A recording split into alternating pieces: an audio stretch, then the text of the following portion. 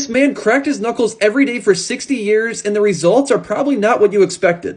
His name was Dr. Donald, and his mom always told him that he shouldn't crack his knuckles. But because there wasn't really enough evidence out there, he decided to do a little experiment himself. So for 60 years, he would crack the knuckles on his left hand, but not on his right hand. So 60 years later, after he had been cracking his knuckles every single day, he went to go get an x-ray to see the difference between his left and right hand. As they looked and studied at the x-ray, they came to the conclusion that there was absolutely no difference.